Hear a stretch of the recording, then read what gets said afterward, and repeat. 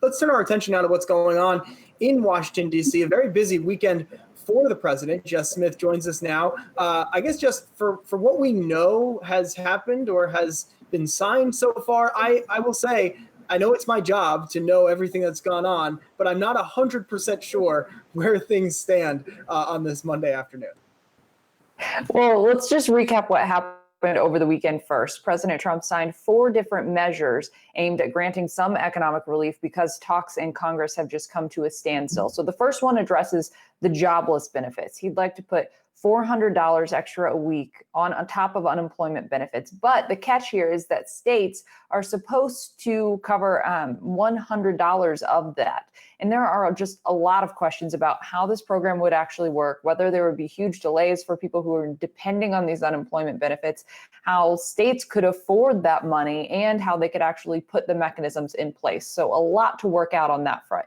There's also this memo on evictions. Now, it does not extend the eviction moratorium, the eviction ban, but it directs agencies to look at whether that ban is needed and whether there could be any existing funds to help renters and homeowners. Student loans, this memo did extend the relief that was put in the CARES Act. So payment deferral and 0% interest rates, that is extended through the end of the year. And then, of course, you have the payroll tax holiday, deferring the payroll tax for workers who make less than $104,000 a year. Now, Democrats have called these proposals weak, unworkable, illusions of being productive. And we've also heard some harsh words from people like Senator Ben Sasse, a Republican, who called this unconstitutional slop.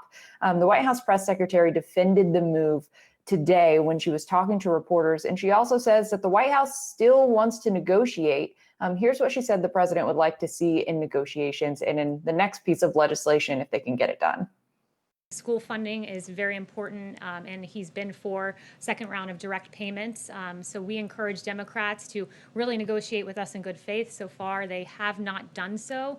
In fact, moving further away from us rather than towards us. Negotiations work by coming towards one another, and it's incumbent upon Democrats to do that. Now, of course, Democratic lawmakers put the blame on Republicans and the White House, saying that they have not done enough to meet them halfway. They have not taken this pandemic seriously and put forth any ideas that meet the scope of this problem. We have heard that they're open to continuing talks, but at this point, it doesn't look like the two sides are even in contact.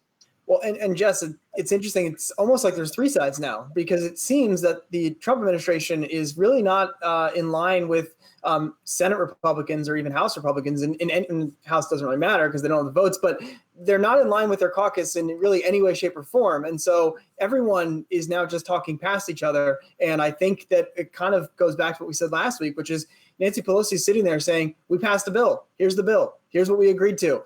Someone else it's on someone else at this point to make a credible move. Yeah, I think so. And the fact that so many Republicans in the Senate don't want to do any additional help, we've talked about it before, that just really gives Democratic lawmakers the leverage. At least that's the way they see it. If Republicans can't get on board among their own party, I mean, the fact that President Trump took executive action on the payroll tax holiday, I mean, he had to do that because there was really no chance that even his party was going to get on board with that. That was an idea that just got no steam on Capitol Hill at all. So we'll see if they can really start talks up again. But at this point, it just looks like more gridlock. All right, Jess Smith with the latest on what is not going on down in the Capitol.